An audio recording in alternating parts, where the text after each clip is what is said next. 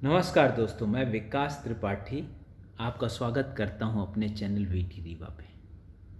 जिस मुद्दे पे आज मैं बात करना चाहूँगा वो मुद्दा है कि कोरोना वायरस की स्थिति में इंडियन इकॉनमी को कितना और किस तरह का इम्पैक्ट हुआ। आइए समझते हैं पहले कोरोना वायरस की स्टेजेस को और स्थिति को। इंडिया में अभी 45,000 के करीब जो मरीज हैं, और उसके अलावा जो ये रफ्तार है इसके बढ़ने की वो है 12 दिनों में, हर 12 दिनों में 2 गुना हो जाती है। तो मतलब 45 से 90 होने की उम्मीद होगी उस टाइम तक। तो अगर आप देखें तो ये कर्व ऊपर की तरफ जा रहा है, इस कर्व को फ्लैट नहीं किया गया है। मतलब है कि इस पर पूरी तरह से कंट्रोल नहीं है, और ना ही अभी ये देखा जा रहा है कि कब तक किस तरीके से इसे नीचे ले जाया जाएगा। हालांकि प्लान्स हैं, लेकिन अभी तक कोई निश्चितता की स्थिति नहीं दिखती, सर्टेनिटी नहीं दिखती। अनिश्चितता बहुत सारी है, और जिस वजह से बहुत सारा इम्पैक्ट इकॉनमी में भी ट्रांसफ़र हो रहा है। अब इकॉनमी की बात करें तो अगर मैं सेक्टर पकड़ूं तो ऑटोमोबाइल सेक्टर ले लीजिए। अप्रैल के मंथ पे एक भी कार सेल नहीं हुई है इंडिया। तो सेक्टर लाइक ऑटोमोबाइल सेक्टर हो गया, कंस्ट्रक्शन हो गया, हॉस्पिटैलिटी सेक्टर हो गए, सर्विसेज जैसे होटल्स हो गए, रेस्टोरेंट्स हो गए, ये सब बंद हैं।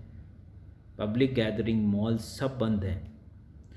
अगर आप देखेंगे तो एक तरह से पूरा इकोनॉमिक जैम हो लग चुका है।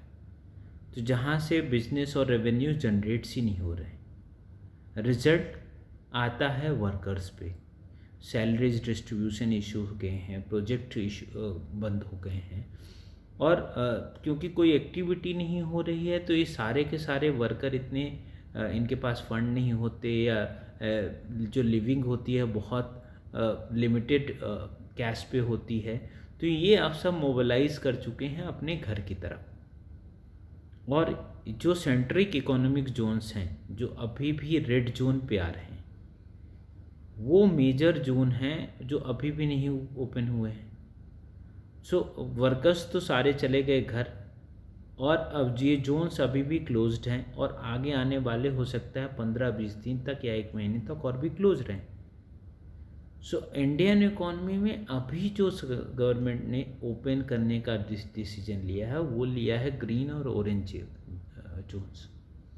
ग्रीन और ऑरेंज जोन्स जो हैं उसमें भी पार्शियल ओपनिंग होगी, बहुत बड़े बिजनेस नहीं खुलेंगे, नॉर्मल दुकानें खुलेंगी, जो रूटीन वर्क है वो आप कर सकते हैं। उससे इकॉनमी में इतना ज़्यादा कंट्रीब्यूशन नहीं आता है।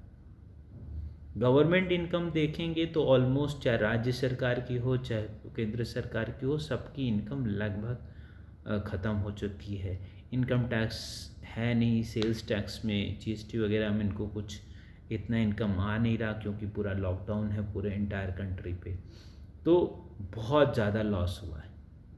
लॉस सिर्फ गवर्नमेंट को नहीं हुआ है, अगर आप देखेंगे तो बिजनेसमैन्स को भी हुआ, पूंजीपतियों को भी हुआ है। ऐसे पूंजीपति जिन्होंने अभी अपना बिजनेस में पैसा लगा के स्टार्ट किया, करने की कोशिश करी, इनकम जनरेट करने की कोशिश कर रहे थे कि लॉकडाउन का इम्पैक्ट आ गया।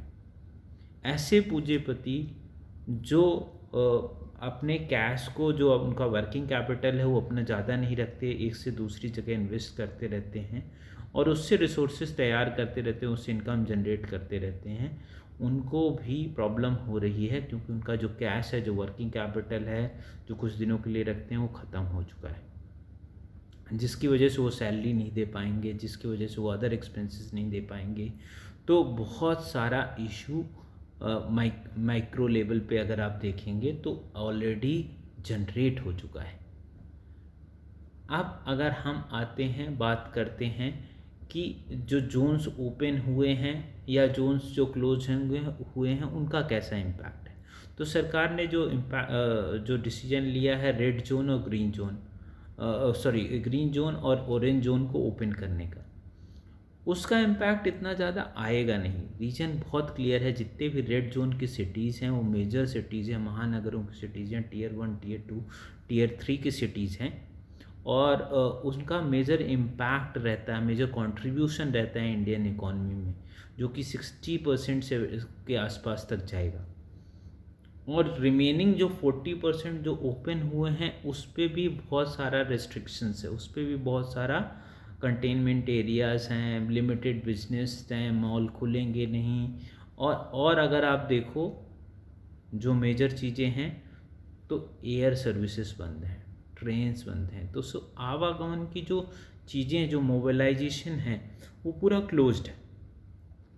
इस सिचुएशन में बिजनेस को ग्रो करना इवन उन सिटीज़ जो ओपन है वहाँ भी बहुत चैलेंजिंग रहेगा।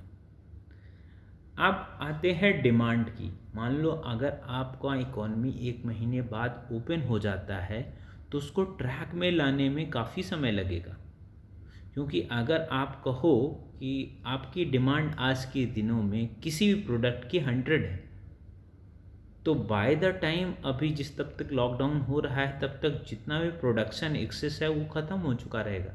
तो नए प्रोडक्शन की आवश्यकता है, नए प्रोडक्शन में नए वर्कर की आवश्यकता है, और वो वर्कर वापस जा चुके हैं, तो उनको वापस आके और उसको फिर मोबिलाइज करने में थोड़ा टाइम लगेगा।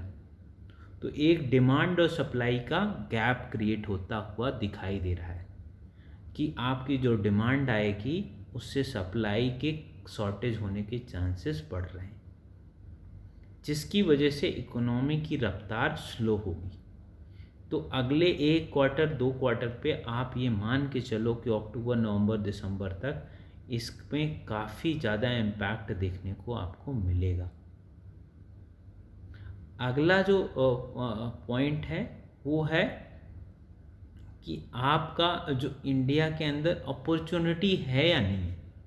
तो अपॉर्चुनिटी एक ग्लोबल फोरम पे जो मुझे दिखाई दे रही है कि आज की डेट में सारी कंट्रीज जो ग्लोबल लेवल पे हैं वो चाइना के लगभग विरोध में, और चाइना और इंडिया ऐसे हब हैं जहाँ से सप्लाई चेन को बहुत स्ट्रॉन्ग हेल्प मिलती है, मतलब सप्लाई मिलती है काफ़ी सारी चीज़ों की, क्योंकि यहाँ पे जो मैन पावर है, जो लेबर कॉस्ट है वो बहुत कम है।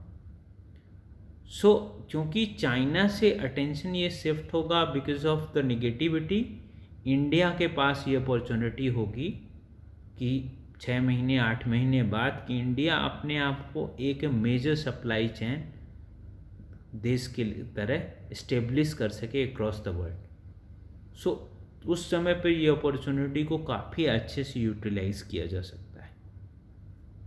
मुझे लगता है, मेरा ओपिनियन जो है वो इस तरह के से है कि अभी तो अगले कुछ समय तक बहुत मुश्किल हालात रहेंगे, पर उसके बाद इंडिया के पास अपॉर्चुनिटी है और हम अच्छा कर सकते हैं। मेरी तरफ से आज के लिए बस इतना ही। आपका मुझे सुनने के लिए बहुत बहुत धन्यवाद। Thank you.